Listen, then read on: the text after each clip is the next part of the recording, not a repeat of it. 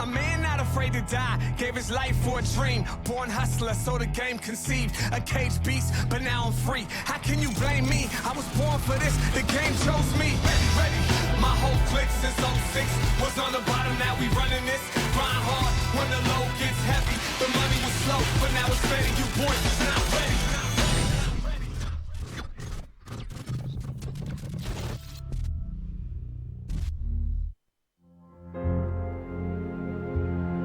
It's in our islands.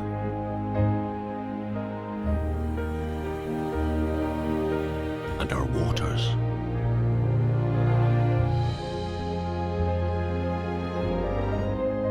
It's in our artistry.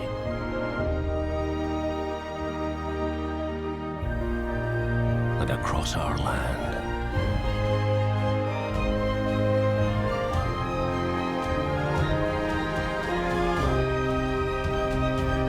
It's in our history.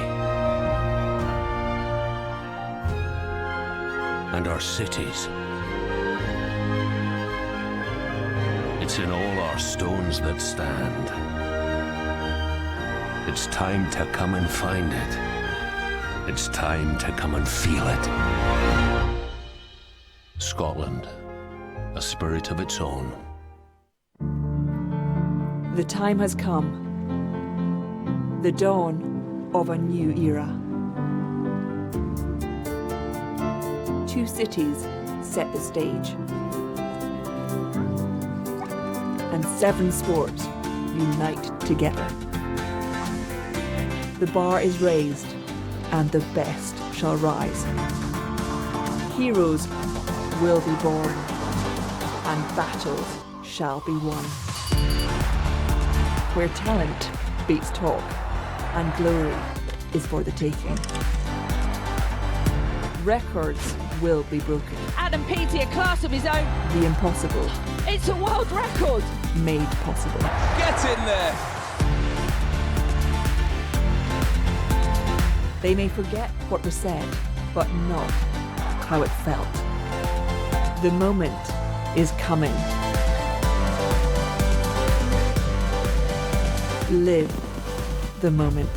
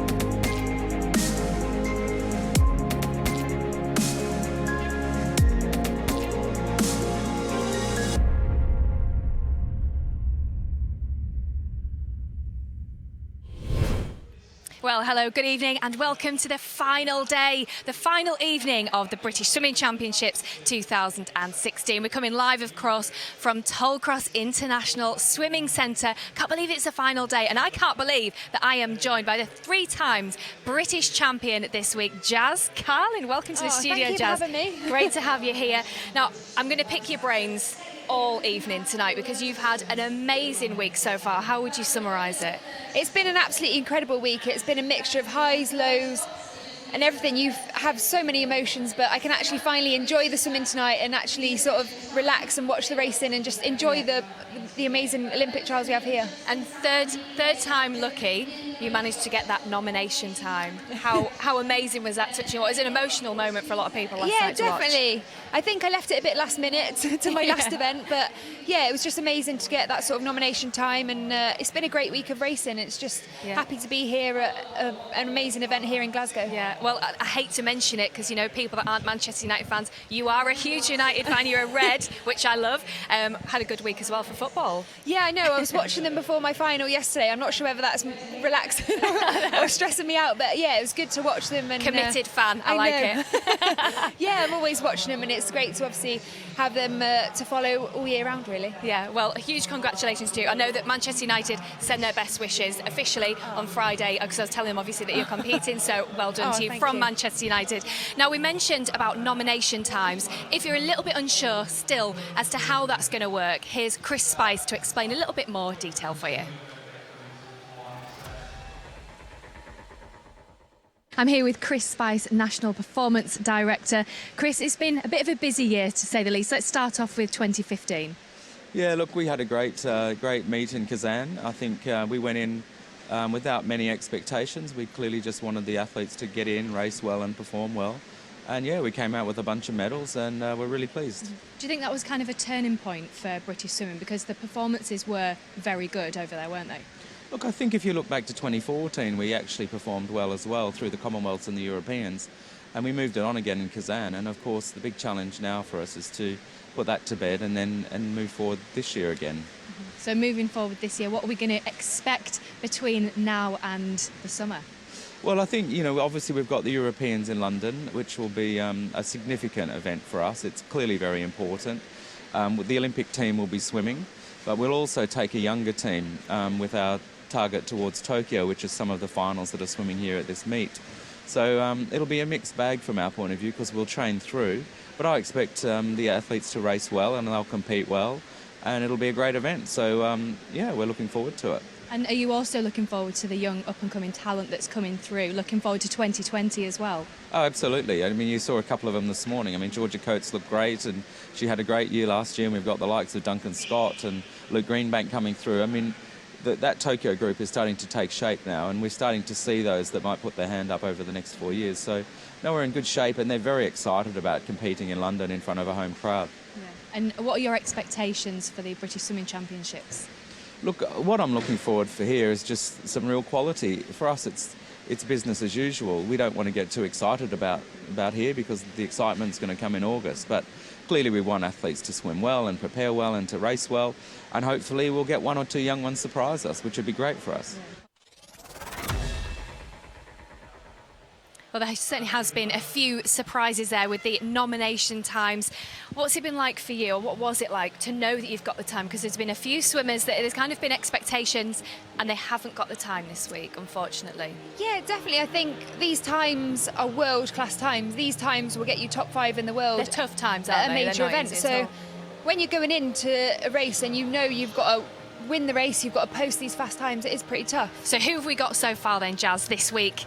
Yes, so obviously we've got James Guy that's qualified in the 400 freestyle. He'll be up again tonight, obviously in the 200 freestyle, hoping to retain his title from last year. We've obviously got Adam Peaty in the 100 breaststroke, Hannah Miley 400 medley, and Max Litchfield also 400 Great medley. performance from him, wasn't it? Got the male and the female on that side, and obviously Andrew Willis, one of my teammates in the 200 breaststroke. Oh, and then a big shout out, Jazz Carlin 400 metre freestyle.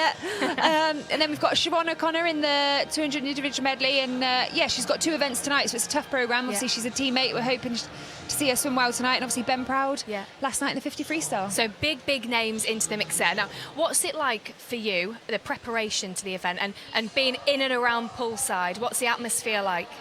Yeah, I think when you come to British Championships, you're racing the best in Britain. It's always tough, and you know you're coming against a really world-class field. And so, yeah, I think it is nerve-wracking, it is exciting, but obviously we do all these tremendous amount of hours of training to come to these competitions and be at our best. And so you always just want to do your best on the day. Yeah, now I think the reason that it was so emotional when you finished last night in your event was because people know the journey that you've been on. So people know how difficult it was for you in 2011, 2012, missing out on the home games, not being very well, glandular fever, tonsillitis. How difficult was that period for you? Yeah, 4 years ago it was I was in a completely different place. I think I was struggling with illness and all sorts, but you know what, I came out and I did the best I could, and it wasn't enough to make me on the Olympic team. And so yeah, it's been 4 years sort of brewing and building up, and I've put a lot of pressure on myself this week, and forgot why I actually do it, why I actually love racing, and why I love the sport of swimming. So yeah, once I sort of finally relaxed in that 400 freestyle, enjoyed the race, I managed to come away with the time then. Yeah. Now, what's it like in the call room before a race? Because we've seen little snippets with the cameras, but what is it actually like? What goes through your mind before you're going to race? Yeah, I think it's always a bit tough in the call room. You're sort of nervous, excited, a mix of everything really, but you just want to go out there and do your best you can. Normally in the British call room it's quite chilled out, everyone's friends, everyone knows each other, but when you get to the big events, the World Championships, it is tough. So we can see the call room just there. I mean, like you say, you know, everyone's friendly, chatty, but actually when you come out onto poolside, you've got a job to do, particularly at this event. Oh yeah, it's the calm before the storm. Everyone's getting ready to come into the battleground in the pool and everyone wants to win. So you've just got to go out there and give it your best shot and give it everything. And what was going through your mind when you finished your race last night, just quickly, in terms of knowing you'd got the time? Bit of relief, I guess, because the first two events, obviously in the 200, you didn't get the time. Although you were British champion, that's amazing, but you were there for one reason. Yeah, I think obviously I came here this week to qualify for Rio and it was pretty tough, obviously the first few days not achieving the time, but you know what, I did my best and to come away on the last day is amazing. Yeah, with a huge smile on your face. Well, let's take a little bit of more of a look behind the scenes on what it's like to be an athlete around here.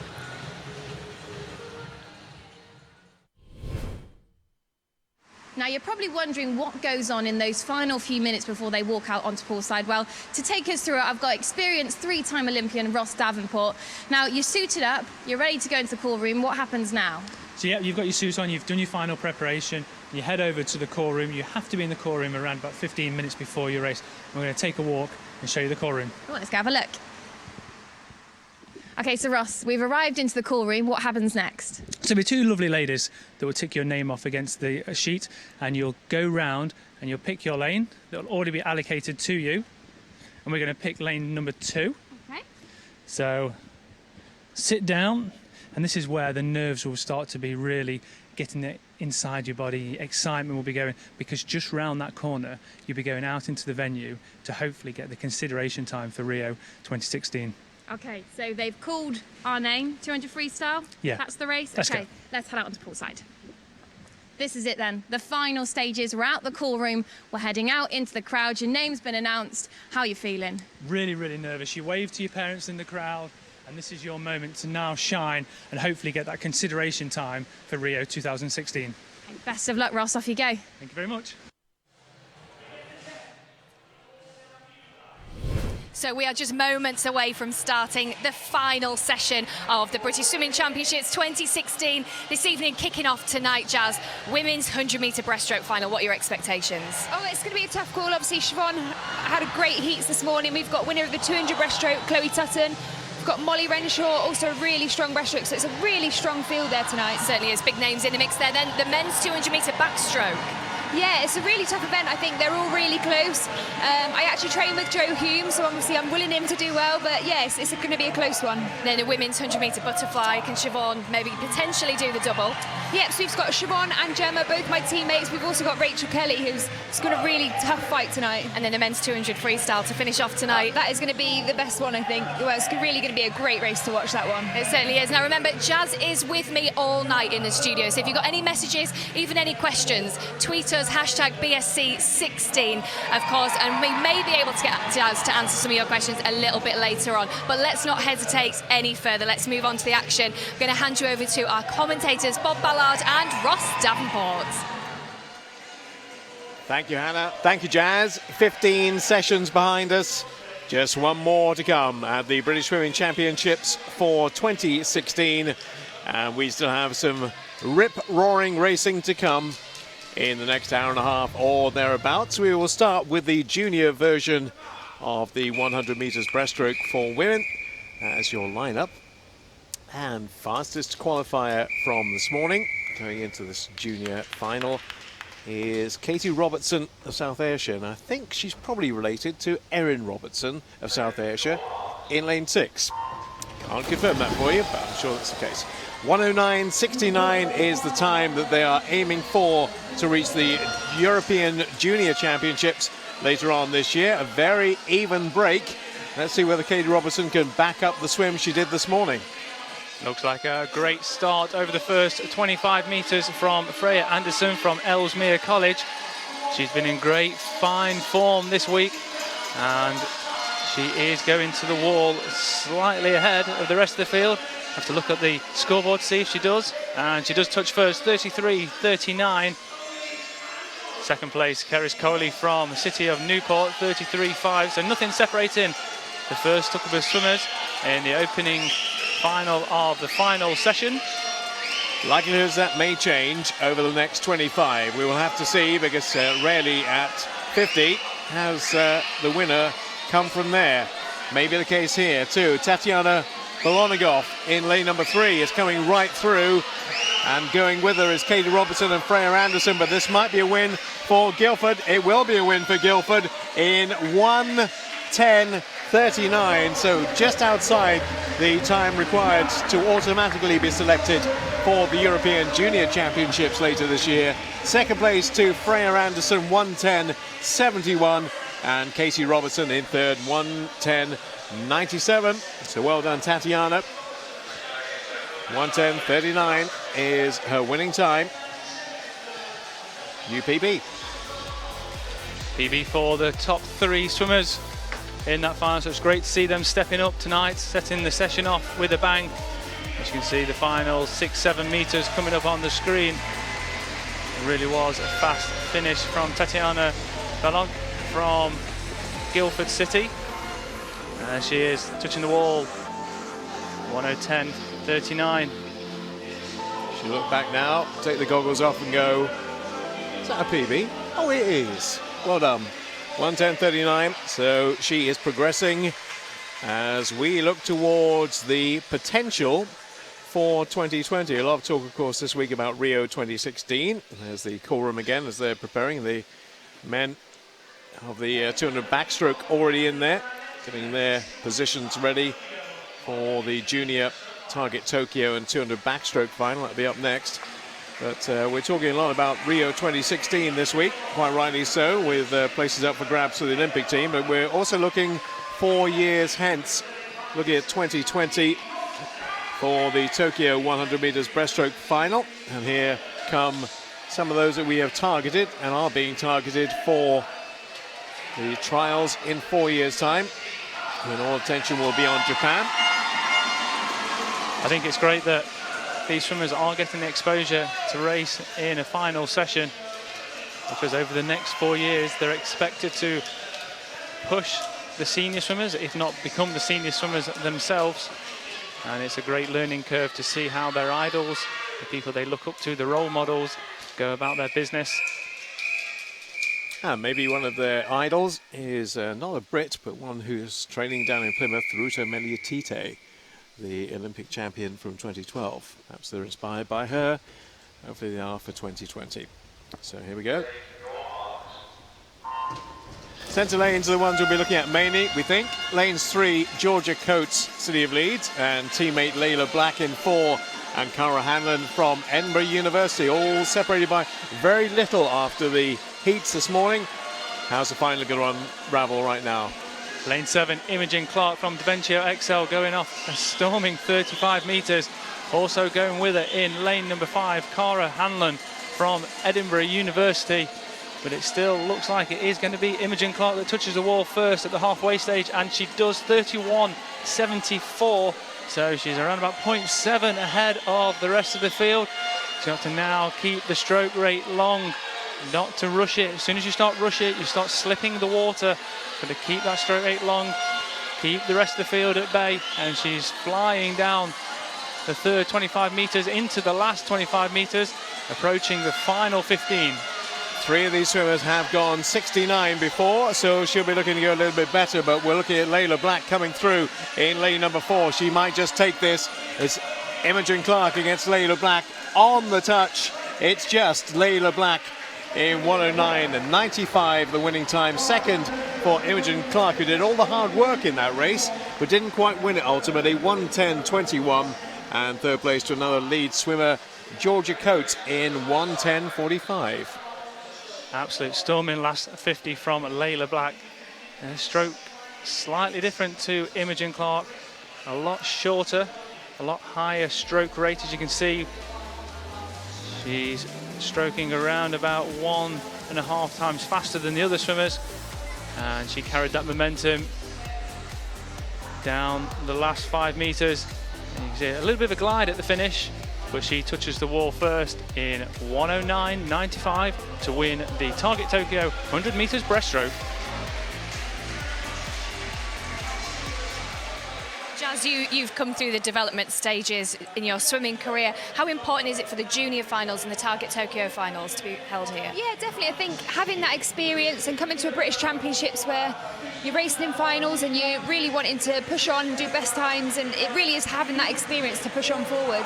Yeah, and interesting, we've kind of been watching the Target Tokyo finals, the junior finals. There's a plethora of talent out there in the field, isn't there? Oh, definitely. This week I've seen some incredible performances from some of the younger swimmers. I think they've got nothing to lose. They've got no pressure. They're just going out there and excited to race, and I think that's so important moving forward. Yeah, and next up, of course, is the senior final for the women's 100. I mean, we mentioned earlier big names in the mix there. Siobhan Marie O'Connor, who's going again later on in the 100 metres butterfly as well. I mean, how can she prepare for that? She swam twice this morning. She was swimming last night. How did she do it? Yeah, so she's a 200 IM swimmer, so that means she does all 4 strokes is her main event. So she's actually very good at all 4. She's one of those people that's just lucky and can do all 4 strokes. So yeah, obviously she's got the 100 fly, 100 breaststroke tonight, and yeah, it'll be interesting to see how she can handle both events. And do you think she'll get the double tonight? I don't know, it's tough. It's going to be a really tough field out there, and yeah, 100 breaststrokes first. Yeah, and for those people that have just joined the stream, who's in the mix there tonight for this senior final? Yes, we've obviously got Siobhan looked great in the heats this morning, going to 67. We've got Molly Renshaw, who's a really strong breaststroke, and obviously Chloe Tutton, who won the 200 earlier in the week and posted a 3-second best time. So it's really all out there for anyone to grab tonight. Yeah, it is indeed. It's anybody's race. So let's move on now. We're going to hand you to our commentators, Bob and Ross. Looking very much forward to this, I am, because Siobhan Marie O'Connor did a personal best in the heats this morning, but she won't be alone in this race. You've already mentioned Chloe Tutton, the winner of the 200, and we have Molly Renshaw, who was second in the 200. Now, adaptability from the 100 to the 200 and back again, Ross. What are the different components you need to be a sprinter in 100? Well, I think this is the biggest difference from the 100 to the 200 breaststroke, because it's all about the stroke length and the stroke rate. Somebody like Molly Renshaw on the 200 has a really long stroke, really gliding, really smooth. And then you look at somebody like, going back quite a few years, but Zoe Baker on the 50-metre breaststroke, really a short stroke, high stroke rate. So there's a huge difference in breaststroke. And this one's going to be really exciting because Siobhan's going to go out really quick, as she always does. Corrie Scott's going to go out quick. Sarah Vasey's going to be quick. And then it's going to be down to the likes of Chloe Tutton and Molly Renshaw to see if they can reel her back, or reel on back, over the last 50 metres. So it's going to be a very tight and interesting race to watch. And also, as ever, a very tough qualification time for potential selection for Rio. 66.43 is the Olympic qualifying time. The British record is not much quicker than that. 106.34, held by Sophie Taylor. She did that on a 100-metre split, but Siobhan Marie O'Connor took a big chunk out of her personal best this morning. As ever, she has a superb start, but she is going with some others this time. Corrie Scott on her left-hand side and Chloe Tutton on her right-hand side. Yeah, we expected Corrie Scott to go out with her, and she is doing. You can see actually Sarah Vasey just slightly in front, and it's going to be a blanket as we approach the first 50 metres. Who's going to get their hand on the wall first? It is Sarah Vasey, City of Derby, 31.21. Second is Siobhan Marie O'Connor, 31.65. This is where the 200-metre swimmers are going to start coming through. Molly Renshaw is in 7th, Chloe Tutton's in 5th. Who can hold on? Who can drive down this final 25 metres? There's 3 swimmers in the line and being joined by Chloe Tutton and Molly Renshaw 2 lanes up. Sophie Marie O'Connor has, Siobhan Marie O'Connor has another race to come later on, the 100 butterfly. Time she's aiming for 66.43, which will be her best ever, and slips outside it. 107.15 for Siobhan Marie O'Connor. Second place to Sarah Vasey, and third to Chloe Tutton.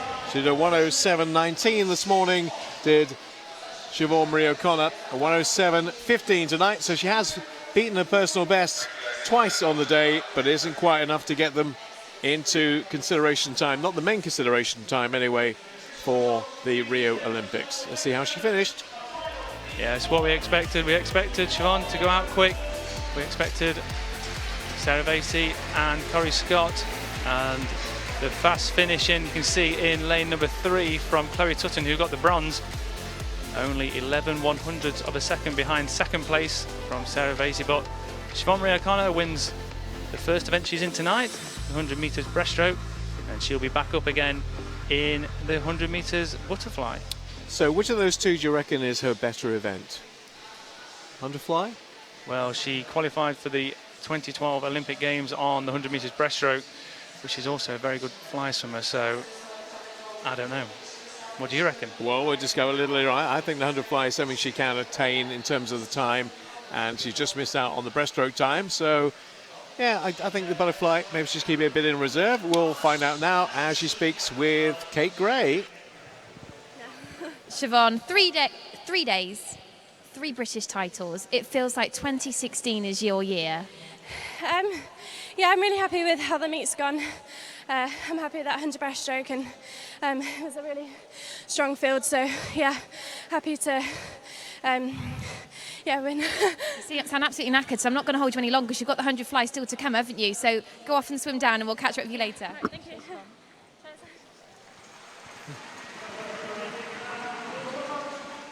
She'll have to use the word knackered. Very humble, very, very humble indeed. Such a young lady with so much talent and so much experience for her age as well. Definitely, I train with Siobhan day in, day out, and the things I see in training are absolutely incredible. She beats the boys on the starts and everything, so obviously I think she'd have been a bit disappointed. She wanted to go a bit quicker tonight, I think. Sometimes with breaststroke, the more you try harder, the actually slower you go, so it's about staying relaxed and focused. So I think she'll be obviously happy to get the British title there. Yeah, now in terms of her performance there, I mean, we've seen with the men's breaststroke as well, and we spoke to Andrew Willis when he's kind of suggesting that it's very easy when you're in a race and somebody else goes out a little bit too quick, maybe a little bit more inexperienced, and you kind of lose your stroke count, you lose your stroke rate, which just puts your whole race out. It's that experience that kind of keeps you on form there, doesn't it? Yeah, definitely. I think you can never control what anyone else is doing, so it's about staying relaxed and making sure you focus on yourself.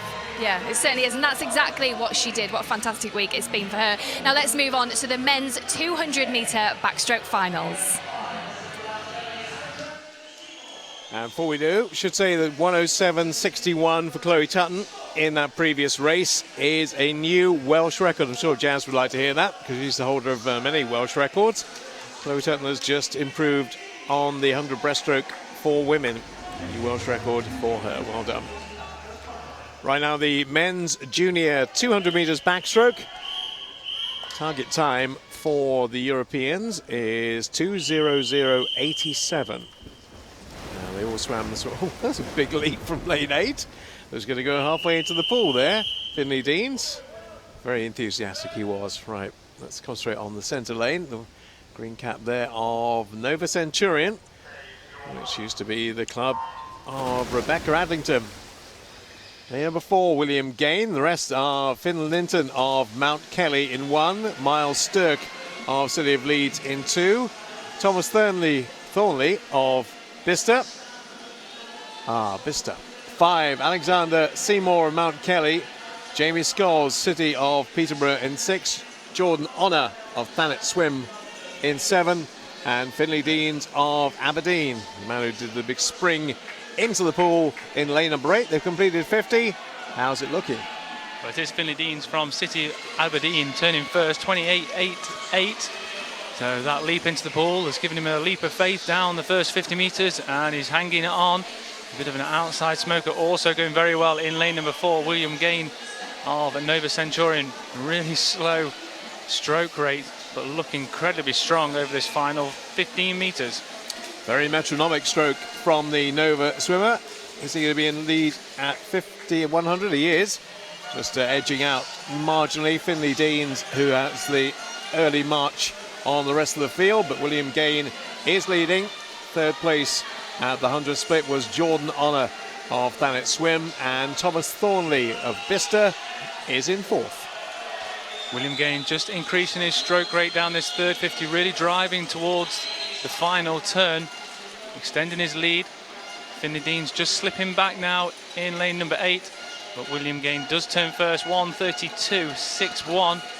So he has an advantage of 1.1 over the rest of the field, and coming back very, very strong in lane number 5, Alexander Seymour from Mount Kelly. But is he left it too late The swimmer in lane 5 is absolutely flying. So is the swimmer in lane number 3, Thomas Thornley. Well, William Gain looked to have it very comfortably with 25 to go. Not quite so comfortable now, because alongside him is Alexander Seymour, who's going to take it. What a finish that is. What a finish from Alexander Seymour. 2:05.43.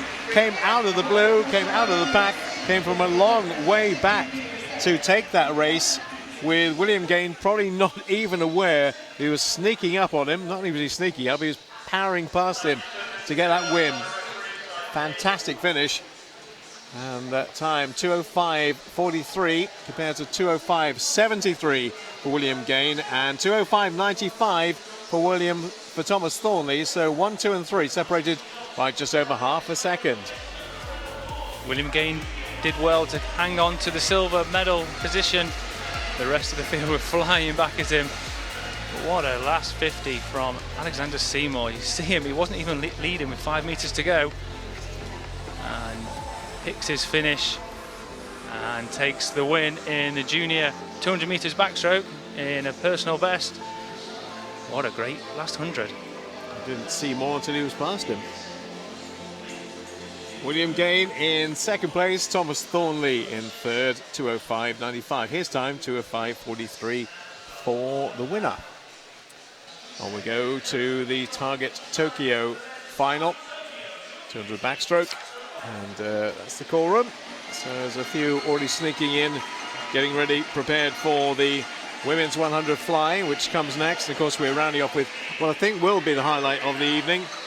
In terms of depth and quality, the men's 200 freestyle is going to be some race later on. Of course, we're looking to get a good 4x2 team ready for the Olympics, and hopefully there will be 5 or 6 who are really pushing for that a little later on. It was a very hard final to get into. We lost a couple of major names this morning. We'll talk about that when we get nearer to it. So let's concentrate on this with the names we might well be talking about, if you and I are spared, in 4 years' time, getting ready for the Tokyo Olympics of 2020.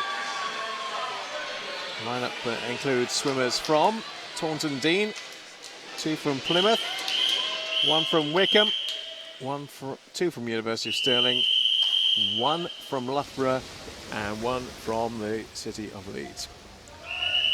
We get the full lineup. It's underway. We're focusing in on Perry Gardner, who is the fastest in the field from this morning. Therefore, he's in lane 4. Jacob Greenoff of Taunton Deane in 1, Ethan Harrington of Plymouth in 2, James McFadden of Wickham in 3, mentioned Perry Gardner. 5 is Martin Walton of University of Stirling. 6, Daniel Cross of Loughborough, University of Stirling's Alistair Campbell in 7, and Daniel Hall of City of Leeds goes in lane 8. They are coming towards the conclusion of their first 50. Let's say it was about 3 or 4 in a line going to the wall here. It looks like it is Ethan Harrington from Plymouth Leander in lane number 2 that's going to turn first, and he does in 28.35. Just 15/100ths of a second separating 1 and 2. And we spoke a lot about Plymouth Leander, about their skills of the swimmers, and it'll be interesting to see, certainly on the last turn, the underwater phase, because I know they're very, very disciplined down in Plymouth. And it is now the swimmer in lane number 4, Perry Gardner from Plymouth. Fast rotation onto the wall, using around about 9 meters off the wall, popping up half a body length ahead of the rest of the field. But the race is currently for second and third, with 4 swimmers all in a line. All of these swimmers are on the cusp of breaking 2 minutes, around about 2:01, 2:02. So can Perry Gardner do that in this race? He's in the 2:01 brigade, so it wouldn't take a great leap of faith for him to start edging in on that 2 minutes, and he is in control of this by almost a second at the last turn. Perry Gardner 1:30.44. Martin Walton in second place, and third is Daniel Cross. Daniel Cross and Martin Walton, lanes 5 and 6 respectively, are starting to come back.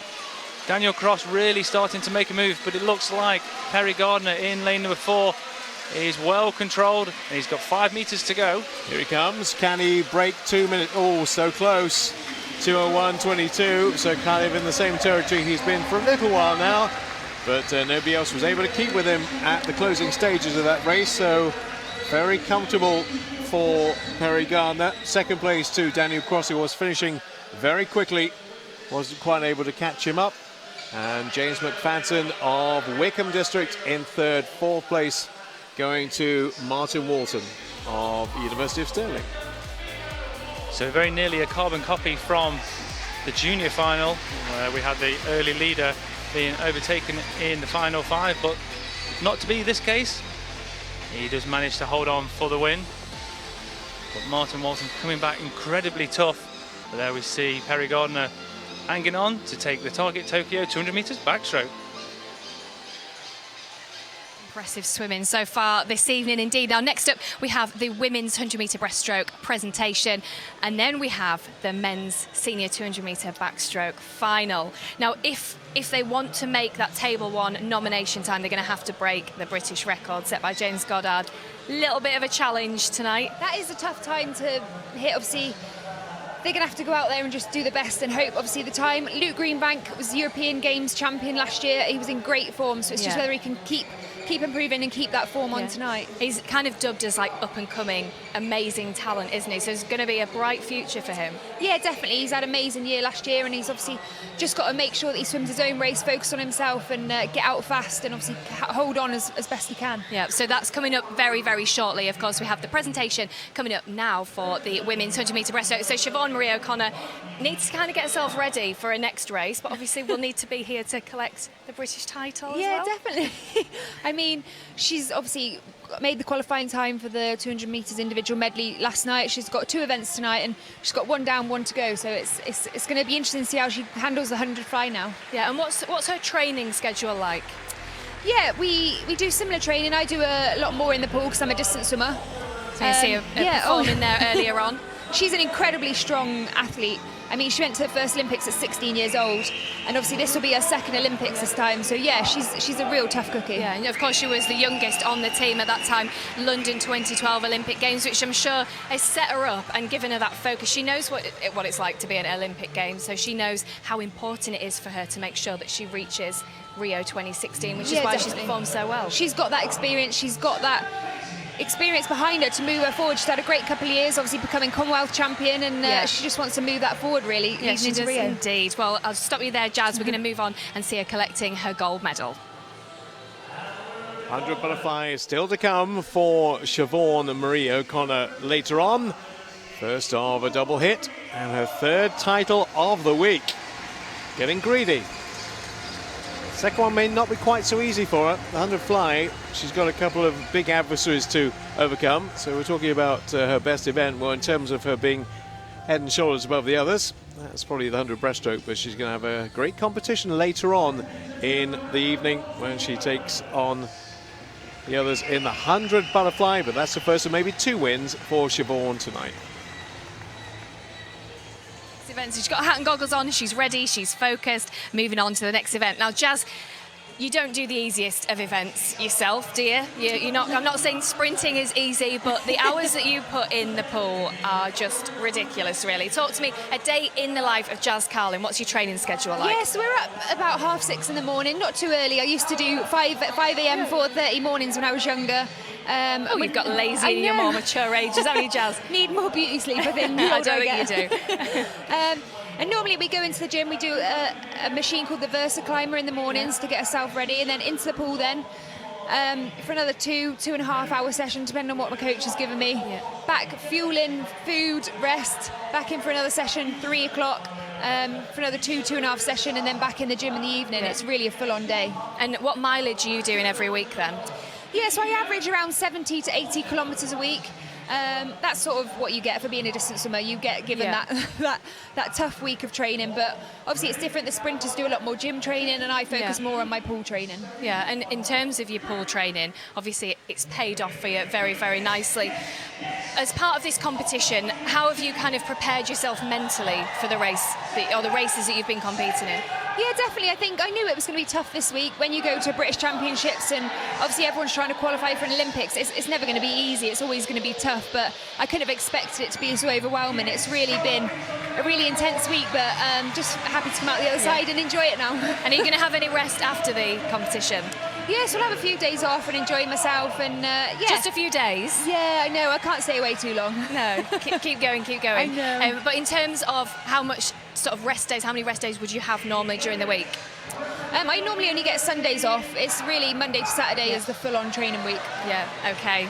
Grueling schedule. Rather you than me, I think, Jasmine. It's certainly paid off for you this week. Well, let's move on now. It's over to Bob and Ross.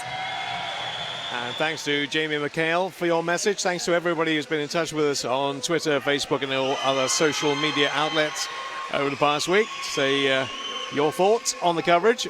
The majority has been very good, thank you. And the old brickbat I'm always happy to accept, especially when I've overstepped the mark, which hopefully I haven't too often this week. Right, on to the men's 200 metres backstroke final. And as the ladies were alluding to, this is a very, very tough time. 1:55.13 is some 40/100ths quicker than the time set at the Commonwealth Games in 2010 by James Garnard. So we're looking for the fastest Brit ever. And of course the question is, the man most likely is a man from Cockermouth in lane number 4, Luke Greenbank. Such a promising junior, so good last year. Has he got what it takes to do that time? It's going to be a big ask. It almost was a lot bigger this afternoon because he was going to be doing this as a skinny dip because he lost his trunks. He lost his racing shorts, and I was talking to his dad earlier. They managed to find them. They're in the bottom of his bag. But he found them and he's at the blocks with them on. But on paper, the fastest person is Craig McNally in 2013. He broke through on the World Championship team, making the final. So on paper he's the fastest, but Luke Greenbank is an emerging talent. So the close up there on Joe Patching, who's going lane 5 for Plymouth. Give you the full lineup. Brodie Williams and Millfield in 1. Xavier Mohammed done a lot of events this week. Has the City of Cardiff swimmer goes in 2. Joseph Hume of Bath in 3. Luke Greenbank, fastest qualifier this morning, in 4. Joe Patching of Plymouth in 5. Craig McNally in 6 for Warren de Baths. Elliot Clogg of the City of Sheffield in 7. Personal best from him this morning. And Callum Barrett of Loughborough in lane number 8. 50 done. We expect to see Joseph Patching going out fast, and he certainly has done 27.5. Luke Greenbank second, 27.77, and Craig McNally 28.0. Expect Craig McNally to come back incredibly strong, really, really strong over the second half of the race. Also going very well in lane number 2, Xavier Mohammed from City of Cardiff. But now it is Luke Greenbank just edging out in front. He is an endurance athlete. He's been training with the City of Derby. He's from Cockermouth, but he spent 7 weeks in Australia on a warm weather camp. So he now is heading the front of the field, and he has to have a strong last 100 metres if he wants to get close to that consideration time of 1:55.13. So tight, so close between Luke Greenbank, Joseph Patching, and don't disregard Xavier Mohammed either in lane number 2, who's going very well indeed. Luke Greenbank against the clock, I thought, but Xavier Mohammed's in the mix, so too is Joe Patching, but at the last turn it's going to be Greenbank, 1:27.34. Joe Patching in second, Xavier Mohammed in third. Bring it back, remember, 1:55.13 the target time. Look at Craig McNally come flying back down this 450. 1.3 separating him to Luke Greenbank as he left it too late. Is Luke Greenbank going to get his hand on the wall? This is incredibly tight. Looks like Luke Greenbank has got it, but the time is slipping by. It won't be a British record or indeed the qualifying time for the Olympics. 1:57.79 for Luke Greenbank. Outside his personal best as well, so it wasn't to be in terms of repeating what he did earlier on in the day. Second in the end was Xavier Mohammed, and third Joe Hume. So Luke Greenbank, Xavier Mohammed, Craig McNally in third place. Actually 1, 2, 3, 1:57.79 the winning time. Xavier Mohammed's had a really tough week and does very well to come through in second place there. Before this week, Xavier Mohammed hadn't done a PB for 8 years, and now he's smashing them left, right and centre. But a great swim from Luke Greenbank. Kept his composure. took the command of the event from the 50-metre mark. You saw Joseph Patchin go out in lane number 4. It's a little bit quicker than him, but he stayed with him and then took the race from the 50-metre mark all the way to the 200. Very tough. And of that field, 4 went sub 2 minutes. Stu Hume, Brodie Williams, Elliot Clogg and Callum Barrett did not, but 157s right through to 158 in that 200 metres backstroke final. Let's hear from the winner now with Kate. Luke, congratulations, British champion, and it's been a long wait, I can imagine, to today. Yeah, it's always difficult having the main event at the end of the week, but I've just tried to keep focused and sort of execute that race plan well that I've been working on in training, so yeah, really pleased. And I'm guessing it was that last 50 where you wanted to pull away, because you literally took the whole field away in that last 50. Yeah, well, we've been doing a lot of work with that in training.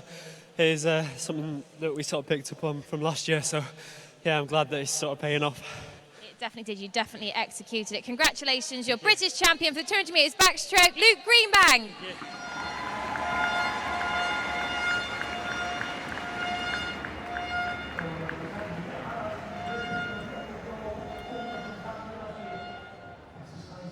Strong performance from him there. Didn't quite make the time that I'm sure he would have liked to have made, but he was bronze medalist at this event last year. I mean, things have changed quite drastically for him. Yeah, definitely. Luke is an extreme talent, and he's really coming through. And to come away with British champion, it's a good honour to have that, and he just wants to keep up that momentum. He's only young and he can make those improvements. Now talk me through that race from start to finish, because as we saw, it wasn't just plain sailing initially for him. So talk me through his race, Jazz.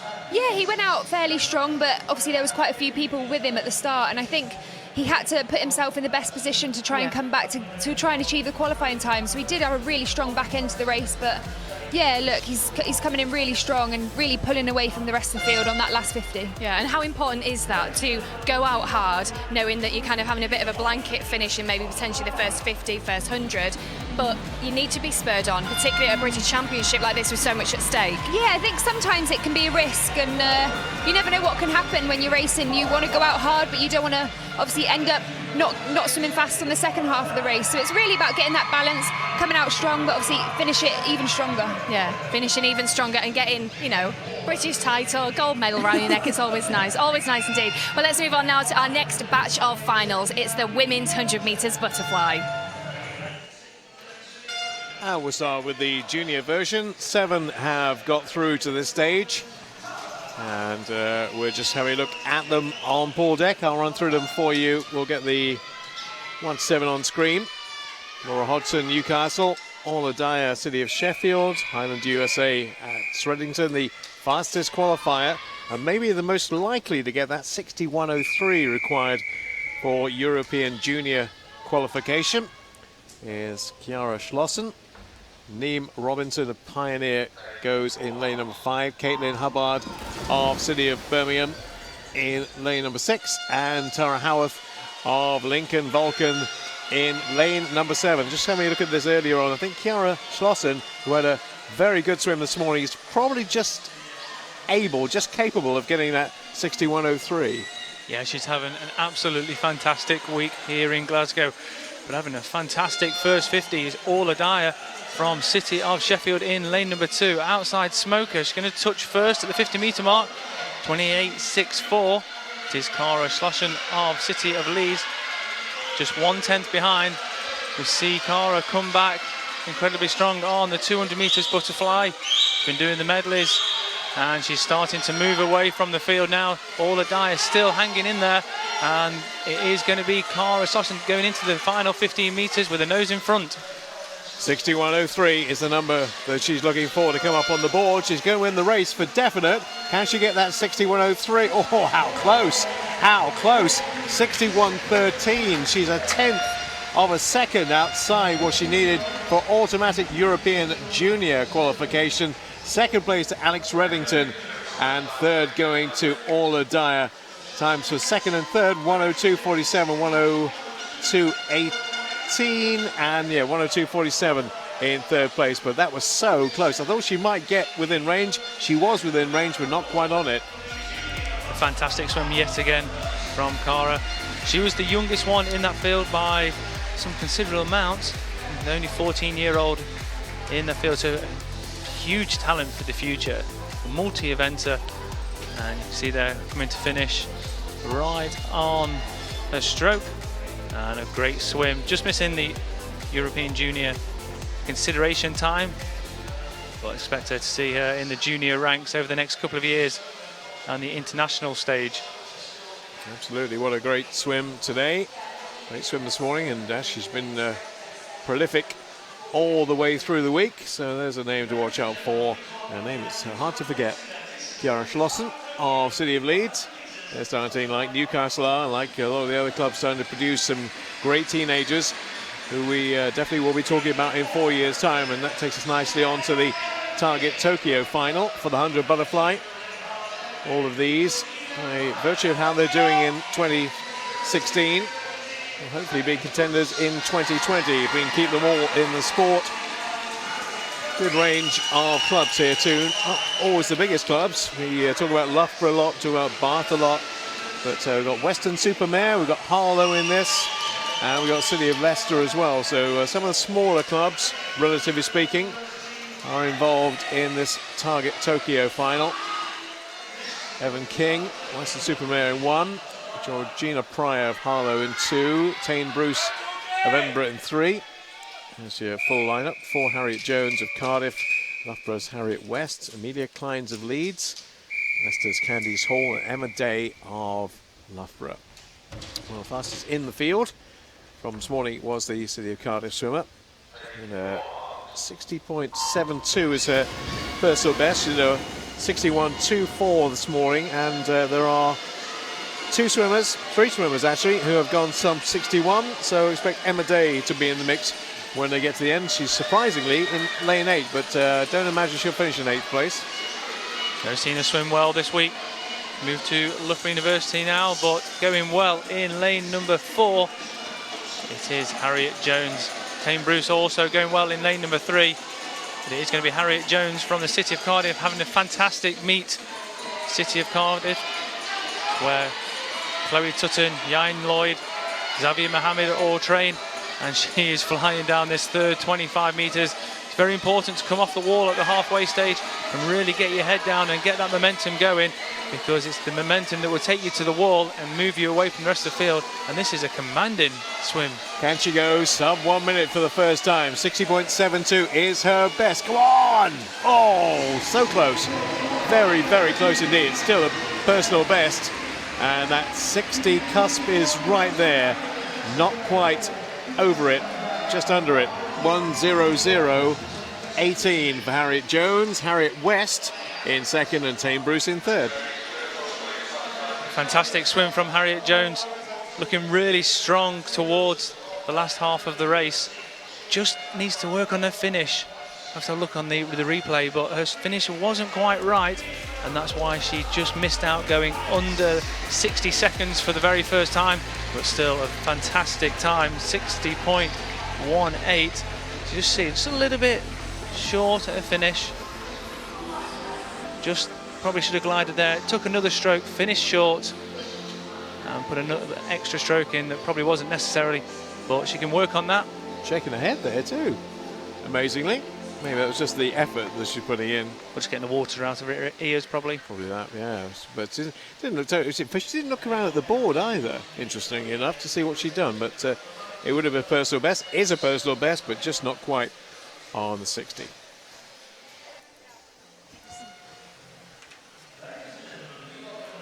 So we're going to move on now for the medal presentation for the men's 200-metre backstroke. What have you enjoyed so far tonight out of the finals? Because we've just been having a bit of a chat off camera, and you've been saying you can't believe, particularly for Leeds as a club, they've got a huge amount of talent in their junior section of their squad, haven't they? Yeah, definitely. I've been so impressed with the young ones this week. They've really stepped it up, and coming into the finals, doing best times and producing amazing swims. It's really looking good for the future of obviously British swimming. Yeah, very exciting indeed. And obviously the Target Tokyo finals, I mentioned earlier this morning to Amy Wilmot, It's so exciting to see that build up for the new up and coming talent. Looking at, hate to say it, 2020. You know, we get 2016 out the way first, but you know, it's a development pathway at the end of the day, isn't it? Yeah, definitely. When I was at that age, we didn't always get a second swim in the evening, a final swim. So it's good that they have that extra swim. They can produce another great event that night. Yeah. Now we've had a few tweets in for you, Jazz. You're proving very popular on the stream tonight. So Kath Hartwell says thank you for an amazing experience for Beth and Harry. Do you see them this morning? Yeah, I did a little masterclass with them this morning, so that was good fun. Very nice. Well, just interrupt you there. Let's take a look at the presentation that's going on right now. And a certain star of the future has not quite got the target Rio time, but he's certainly going to be something we'll be watching over the next 4 years and beyond, we hope. Luke Greenbank, winner of the 200 metres backstroke, and hopefully he'll start to move that event back to where we were in the days of Gregor Tate and James Gullard. And Luke Greenbank, the second gold medalist of the senior finals on day number 6. For Luke, broke the world junior record at 200 metre backstroke in Baku last summer. Amazing night for him, just didn't quite get that time. Yeah, I mean, you always want to be as fast as you can, but sometimes you've got to try and just race the race how you can and do the best, put yourself in the best position. And obviously, if the time comes, obviously it's an amazing bonus. Yeah, which it was for you, of course, last night. But in terms of your 200 and the 800, what was that feeling like when you knew that you'd won, but you didn't quite make that time? Yeah, I think when you're racing the best in Britain and when you touch the wall first, it's always an amazing feeling. But obviously, just miss out on the times, it's always a slight disappointment. But I had to keep my head in the game, obviously ready for the 400 at the end of the week. And how is this event, the British Swimming Champs 2016, how's this differed from any other event that you've done? Because as we've already mentioned on the stream, and if you have just joined us, obviously you weren't at London 2012 due to sort of not being very well and things. You know how important this is, and you've built, for the last 4 years, you have built up to this moment and this week and these races, and you had everything to prove to everyone, didn't you? Yeah. I think I'm one of the oldies now. I'm not one of the young ones that's got plenty of years left in them. So, yeah, I think it's obviously great to obviously be in the mix, and to come away with the time last night was just an incredible relief, and I just can't wait to obviously be racing in a few months' time in Rio. Yeah, and I mean, in terms of family, friends, who's going to be going out there to watch? I'm not sure yet. I think my family will definitely want to be there, and just having that support is always nice, and just being there with the rest of the team. They're really your friends, teammates, and ones that you want to do so well. So yeah, it's just be amazing to be part of that family. Now, what do you do for a bit of downtime when you're not swimming? Because your training schedule's grueling, isn't it? Yeah, obviously watch Man United. That is one of them. We like that. Just really watching films, a lot of shopping. I've been shopping today. Yeah. Oh, really? Yeah, just pamper yourself, really. Just got a new outfit on. Yeah. I like that. Well, let's move on now. It's over to Bob and Ross. Our penultimate final of the week. Where has the 6 days gone? We're nearly done and dusted in Glasgow. I think we may have saved one of the best till last. This may be pretty good too. It's the women's 100 metres butterfly final. We've already seen Siobhan Marie O'Connor. She's not the fastest qualifier though in this event, nor is Gemma Lowe.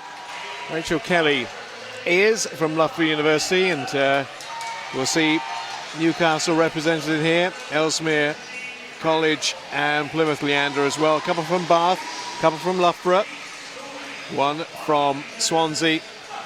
And this is a very interesting race because it's not an easy one to call in terms of who's going to emerge victorious. The qualifying time required for Rio is 57.44. It's a toughie, as pretty much they all are this week. Rachel Kelly is the fastest qualifier. She goes in lane 4. Let's look at the full 8 who are going to start as we get the close-up of the main protagonists. Here come the 8 to go in the 100 butterfly. Siobhan just getting his arms free. Emily Large, Newcastle in 1, Charlotte Atkinson, Loughborough 2, Alice Thomas of Swansea 3, Rachel Kelly 4 from Loughborough, 5 and 6, Bath, Gemma Lowe and Siobhan Marie O'Connor, Laura Stevens of Plymouth, followed by Tasman Hugh of Ellesmere College in lane number 8. Separate these out if you can, Ross. Well, as we would expect, Siobhan Marie O'Connor going out very, very strong on the first 50 in lane number 6. Also going very well, Rachel Kelly turning first, 26.90. just 1/10 ahead of Siobhan Marie O'Connor.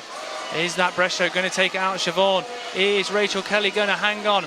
Is Gemma Lowe going to use that 200 experience that she's been to the Olympics before to come through the field? And Gemma Lowe in lane number 5 is starting to move onto the shoulder of Rachel Kelly. Also going very well in lane number 3 is Alice Thomas. Lots of questions. Here come the answers. Is it going to be lane 4? Is it going to be lane 5? It is going to be lane 4. Rachel Kelly gets edged out by Alice Thomas. 58.66. Now Alice Thomas came through with a real burst at the end there, and Rachel Kelly, who seemed to have that one, is edged into second place by 6/100ths of a second.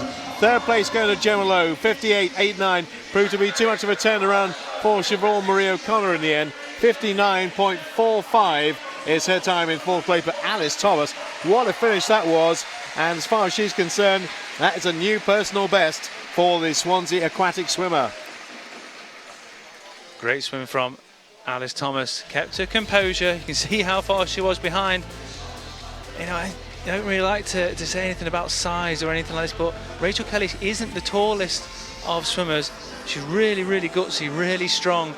But Alice Thomas just got that on the touch, just her fingernails touching the wall just before. 6/100ths of a second separating Alice Thomas from Rachel Kelly. Only 17/100ths of a second separating second to third. And Gemma Lowe from the Bath University just being pipped into the bronze position. But great swimming, great swimming. 4 under the minute there, 58.66 through to 59.45. It was a great race. We knew it would be a great race. Let's hear what our winner, Alice Thomas, has to say. She's with Kate.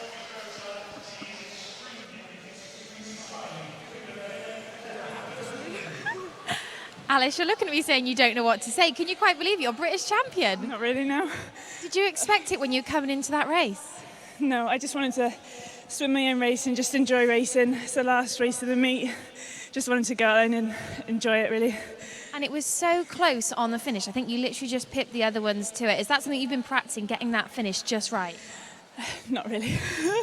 I'm more focused towards 200, so I've been practicing a lot on my front end, so I guess that's where it's come from. So, no, I'm just really pleased with that. And you should be. That was such an impressive swim. Congratulations, your new British champion for the 100 metres butterfly, Alice Thomas.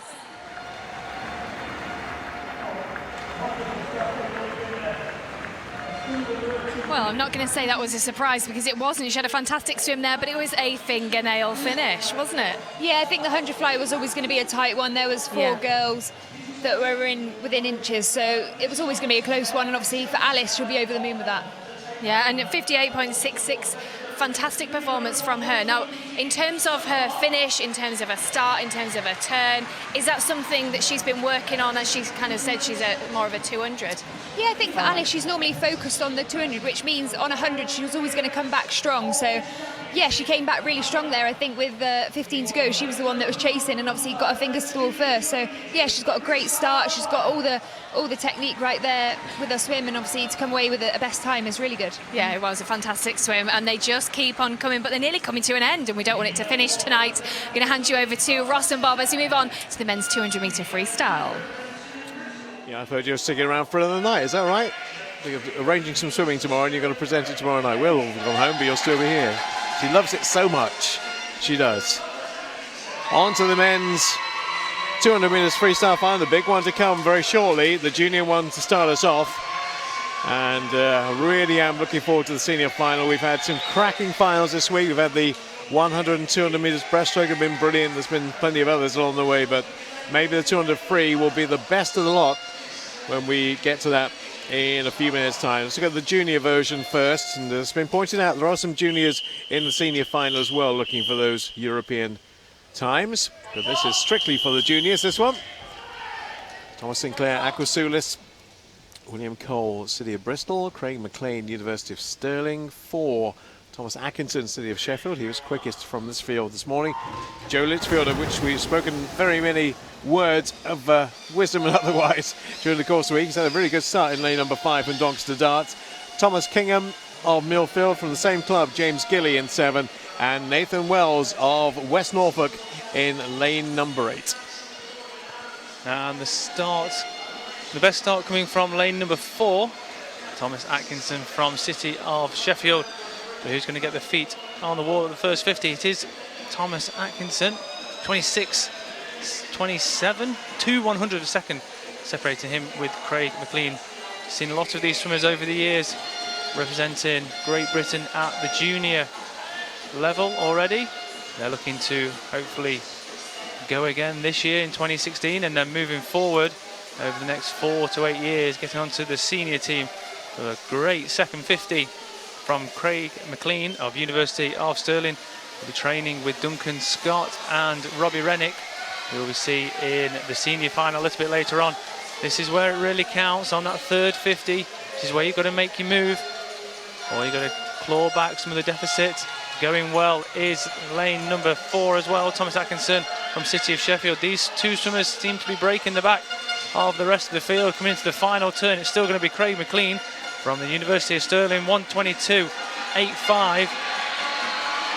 Now, 1:51.14 is a time both of these are capable of doing for the European Junior Championship. They both could do that time. On the far side, for Thomas Atkinson and Craig McLean going for it head to head. The Sheffield swimmer coming through to take it, I think, in the final 3 strokes. Can they get inside? 1:51.14. Just slipped outside again. Visibly, I thought they might have it, both of them, but both just missing out on that automatic qualification time for the European juniors. It is tough. There are tough standards being set. 1:51.52 for Atkinson, gets the touch by about 0.3 of a second. Craig McLean in second, and Thomas Sinclair finishing in 3rd place. You see, timed it to perfection, going through the final 7 meters, neck and neck, but then getting his hand on the wall first, putting his head down, well, not putting his head down actually, took a breath. Actually, a pretty poor finish. Took a breath in the last 5 and very close to the wall. So things to improve on. Has been a lot quicker, but came out with the win at the junior 200 metres freestyle. And now we see the senior boys limbering up. See the man giant from Sheffield, Nick Granger, the world champion from last year, James Guy. And here we see the Target Tokyo guys. Really interesting. I think there's such a great buzz about the 200 metre freestyle now. They went to the World Championships last year, picked up a gold medal, but now moving forward over this next 4 to 6 years, it's just going to get stronger and stronger. The depth in the 200 metre freestyle is getting deeper. The top end is getting faster. You see the likes of James Guy taking this event on. 1:46 last year, moving it to 1:45.1 at the World Championships. That's a huge leap forward, and now it's down to the rest of the guys to try and follow. And it's great to see that these guys will be able to experience what they're doing in the core room, understanding what world champions actually do and how they prepare themselves and how they focus for a race. And hopefully in the next 4 years we can see some of these swimmers challenging the likes of James Guy for the 200 metres at the Olympic Games. Remember, I'm sitting next to 200 freestyle royalty, former British and English record holder. British record holder for how long? About 3 days.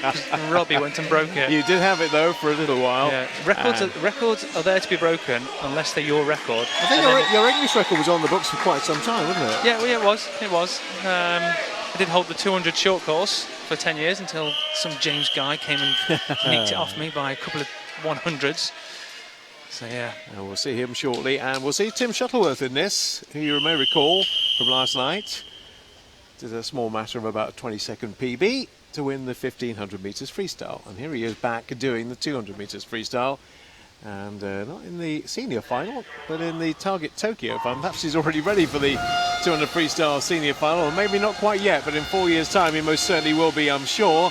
Now, we saw him over 30 lengths, let's see him over 4 lengths, and he's got off to a good start in lane 4. Yeah, he certainly has. He probably hasn't had a wink of sleep over the last 24 hours. Storming 1500 metres from Tim Shuttleworth, fastest qualifier for the Target Tokyo final. But this is a blanket start, and it is going to be Jordan Hughes from University of Stirling, another one of the Stirling boys. The 200 freestyle just said that there'll be training with the likes of Duncan Scott and Robbie Rennick, who we'll see in a matter of moments. But really, really tight over the opening 75 metres. Nobody's really broke the field. Looking very, very smooth is Cameron Brown from County Newport. And Lewis Clough in two's going very well too. In fact, he might just be in front of the turn, yeah. Yeah, 6/100 separating Lewis Clough from Jamie O'Connor. Now, I've already mentioned it, this is where you can stretch your lead or you can really make some moves on the third 50, and it looks like that's exactly what Tim Shuttleworth is doing in lane number 4. He's going to have that endurance background. How much did that 1500 take out of him last night? How much recovery did he actually get in? But he is starting to move through the field in lane number 4, and he's going to touch the wall first. He is at 2:22.20. Now it's all about going to your legs, driving home on the last 35 metres. Also going very well, one lane next to him is Carl Chisholm from Borough of Kirklees. But Tim Shuttleworth using that endurance background and now starting to move away from the field. 1:49.90 prior to today was the fastest time he had ever gone, and he has improved upon that. 1:49.67 the clock stops for Tim Shuttleworth, the only one to go sub 150 in the field. 1:50.59 for Carl Chisholm in second, and joint third place for Julian Chan Kui Lin and Cameron Brown with 1:51.39. Okay, well, it's our final event of the competition. It's the men's 200 metres freestyle senior final. Jazz, who do you think is going to win this one? James Guy. Why? World champion, born racer. Oh, I'm so excited. There should be no reason why he shouldn't win this one, but you've got your money on him. You think he's going to get the nomination time? Yeah, it's going to be a great race. They're all going to be fighting for those relay spots. It's just going to be an amazing race. I'm so excited. Well, let's see him in action.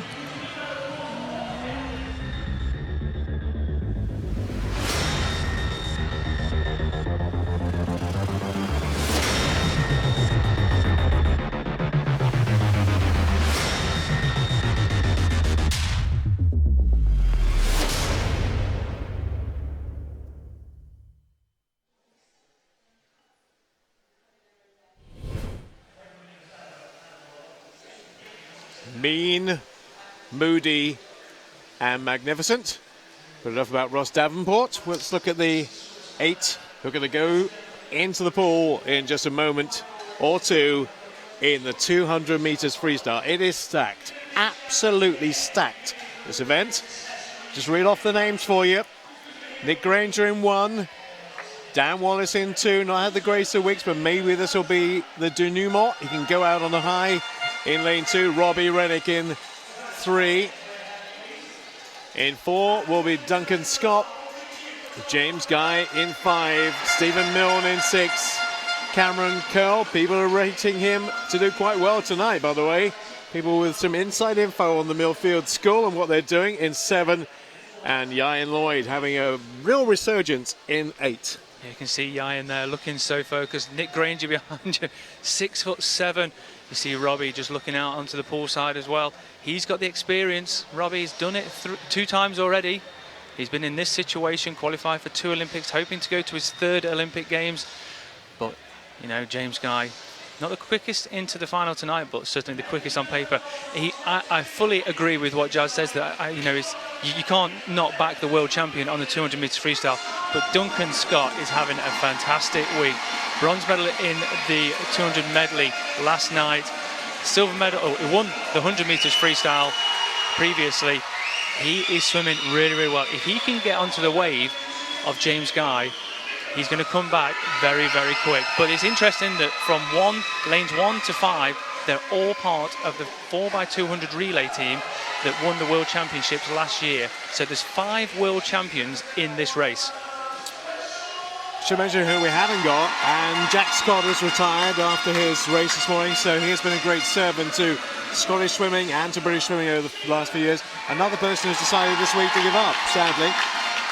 Yeah, it's just the nature, you know, you have your time, and Jack's been a great servant and silver medalist at the Commonwealth Games, but this event has moved on so much over the past 18 months with the likes of James Guy winning the World Championships. There you can see Mr. Cool with his headphones on, but the the great thing about this event is it has moved on, but the likes of Robbie Rennick, who is a veteran of this event, is also improving.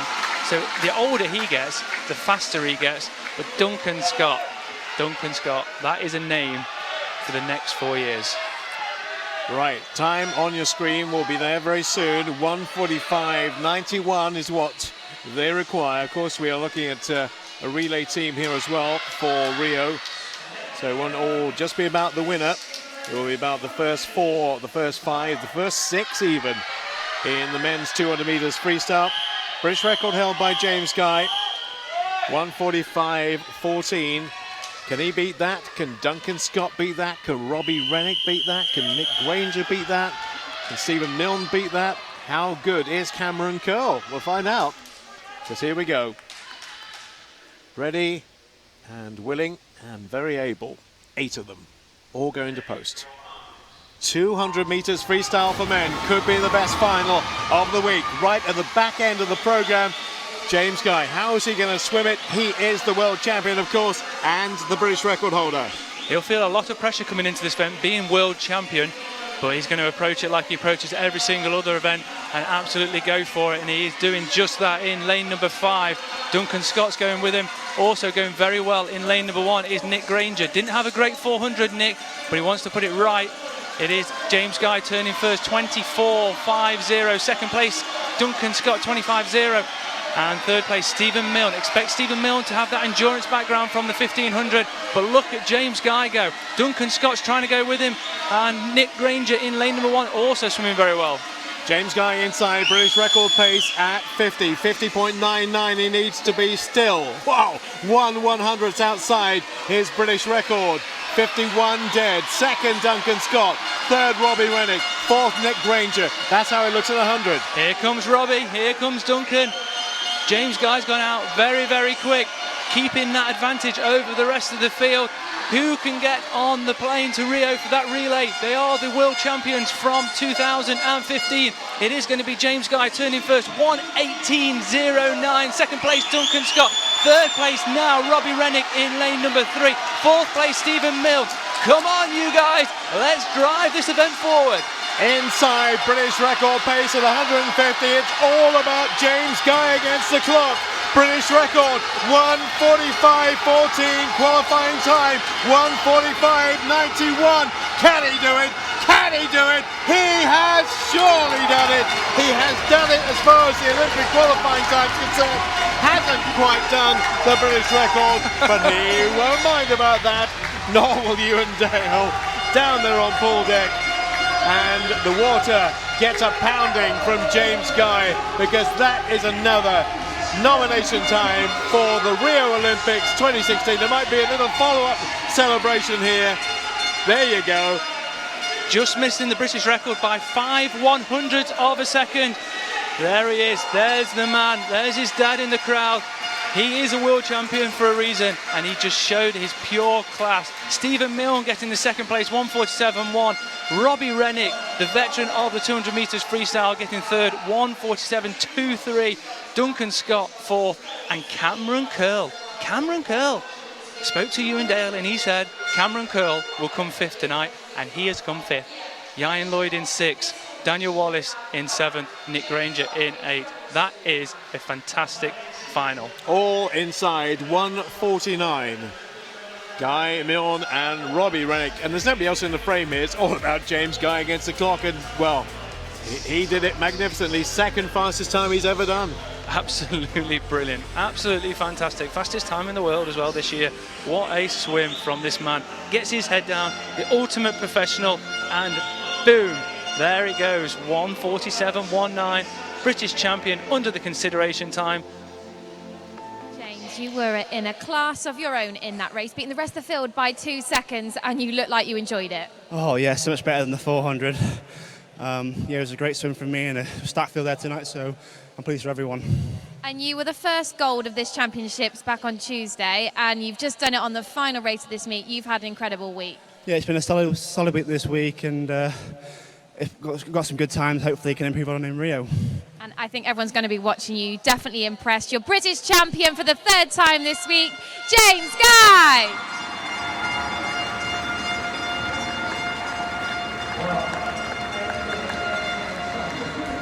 doubt in my mind after that first 50. He dominated the field, touched the wall, and he was going to win that race from 50 metres. There was no question, was there? Yeah, I think that's what you see is when one swimmer knows exactly what they're going to do, they're going to go for it, focus on what they're going to do, their own race. We just went from it from the start, and obviously to come away with an incredible time as well. It's just an amazing end to the week, really. Well, I spoke to his dad actually earlier today, and he said he's very composed, he's kind of in the zone, and he was prepared for tonight. And I think even his dad had his game face on, actually, earlier today. Yeah, James, he's a born racer. He loves this atmosphere. He loves racing. He loves putting on his best. And you can see how much it means to him. He's that passionate about what he does and passionate about racing, and he just loves it. Yeah, and I don't know if we can see just the replay of him after he'd finished. You know, he looked straight up to family and friends in the crowd, and that look on his face kind of summarises what this event has all been about this week. You know, reaching those times, reaching the qualification time, as you know yourself, as you did it last night, and that proud moment, that emotion, it kind of re-summarises the whole week. Yeah, definitely. I mean, I saw him look up to his family and his coach, Joel, at Millfield. He's done an amazing job with the Millfield swimmers this week, and to come with James, he's improved so much over the last couple of years. So, yeah, he's had an amazing meet here. Yeah, we mentioned about Leeds earlier, a huge amount of talent at Millfield as well. Yeah, definitely. There's so many youngsters coming through, and obviously I think that's just great. That just means that it's just going to push the sport even further. It certainly is. Well, let's take a look at the medal presentation as it unfolds. Was it a surprise? Well, she would say not, because she was definitely in the mix after the heats this morning. And yes, she said, underlying the fact she is better over the double distance. But Alice Thomas has plenty of support in the crowd and a gold medal to stick around her neck. Well done, Alice Thomas, the best in the women's 100 butterfly in this country and British champion for 2016. As they all looking to get pictures. And we need also a cameraman in the drink then. Hope you're okay. He is just about.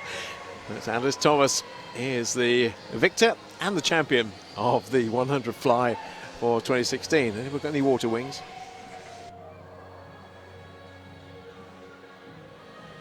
Well, I'm sure great things to come for Alice Thomas. Great performance from her tonight. Yeah, a lot of emotion as well. Yeah, I know. I think obviously when you put so much into it and you get the results, and obviously to come away with a gold medal at the British Championships, yeah, she just can't believe it. She's in shock, and I think that's what it means. That's what sport is all about, is having those moments, and you wish you could bottle it up and have it forever, really. I don't know if you're aware how many people actually had a moment like that when you touched the wall last night.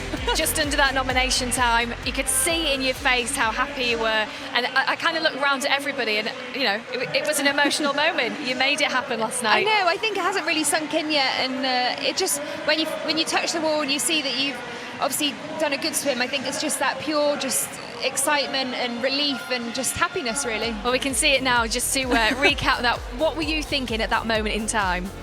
I just thought, oh God, I can't even remember. It's a bit of a blur, really. Well, I can imagine actually you just kind of swim, and then you know you have to get out and have an interview as well when you're totally out of breath, totally overwhelmed.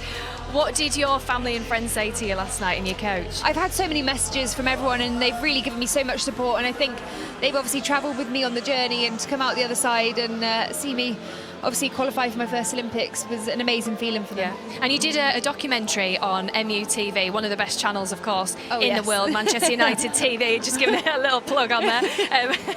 But obviously you did a documentary with Manchester United about your journey, your performance, and you know the cameras went behind the scenes, saw your medals, your training schedule, and it just shows it can be a bit of an isolating sport at time. Although you're competing, you've got great teams, you've got coaches and people around you. Sometimes you can have those moments where you do feel a bit isolated, can't you? And that moment we've just seen from you there, Jazz, when you touched the wall, that summarises why you do it. Yeah, I think for me, we have all this great staff around us, have amazing coaches, physios, sports therapists. We have all sorts around us, but you're the one that's doing the race. Yeah. They can't make you do the race well, and you just need to put on the best performance on the day. So yeah, I think it's an incredible journey, and you go through the roller coaster, but it's so worth it. And I absolutely love what I do. I love swimming. I'm so passionate about what I do, and obviously hoping when I stop that I can carry that on. Now, to anybody watching on the live stream now, some potential up-and-coming swimmers. What advice would you give to them? I think we've got about 2,000 people listening right now. What advice would you give to them if they're kind of thinking, oh, I don't want to train tonight, or maybe I might have a night off? What sort of words of encouragement would you give them? I think to never give up on your dream. I think there'll be plenty of people that will want to put you down and question why you're doing it, and your friends might not always agree with what you do, but if you've got that dream, you just never stop chasing it and you just never give up, and it's so worth it in the end. And I really have had the most amazing experiences that I can never forget. Yeah, because we've kind of lived the journey with you, Jazz, as well. We've seen the highs, we've certainly seen the lows for you, and then again to see the highs this week has been amazing, sort of on your behalf as well. But we're going to move on now to the men's 200 metre freestyle medal presentation, the final presentation of the event. What a finish. Goodness me. There's Robbie Rennick. Do you know what? The old guy still got it. Third place in the final. And surely, you would hope, not confirmed yet, of course, part of the 4x2 relay in Rio. He'll get to do it all over again. Was a really brilliant swim. Pretty much by everybody involved in that. But I have to say this, not only number one in Glasgow and British record holder, but number one in the world currently. Fastest time as of mid-April 2016. Americans still have their trials to come, and there will be a few more people around Europe who haven't had theirs yet. But as of now, he is the fastest man in the 200 meters freestyle. Looks like another day at the office and another comfortable day. Of course, it's not comfortable. It's had to work hard to get there. But thumbs up once again for James Guy, champion of the 200 meters freestyle. And that's what it means to James Guy. Just trying to empty the pool and pointing to the people, his family, his friends, and of course his coaches who've got him to this point. And every single victory, there'll be another little celebration coming up yet. He hasn't finished yet. There's a bit of a routine when James is in the pool and wins. He's looking around, building up to it. Another point to the crowd on this side. And I think we'll get another splash before it's all done and dusted. James Guy, happy. And why wouldn't he be number one in the world? Hopefully he'll be number one in the world come Rio in August. And we will hear from Kate Gray, who's going to have a quick chat once we move all the photographers out of the way. Here she is. Times this week, and Rio will be your first game, so what are you expecting? I'm sure it'll be pretty slick in Rio. I mean, I remember out there in 2012, it was an amazing experience, and hopefully it'll be interesting and beautiful. And it's been a long time coming. This last 4 years, you've had a great time. Like last year in Kazan becoming double world champion, but this has been a long time coming for you. Oh yeah, I mean, it's a dream coming true for me, and I remember when I was a young boy and just thinking about the Olympic Games and Michael Phelps and the big names like him, and to go there is amazing, and I can't wait. Well, you're going to be there, hopefully. We wish you all the best of luck for the next few months. One last time, your British champion, James Guy.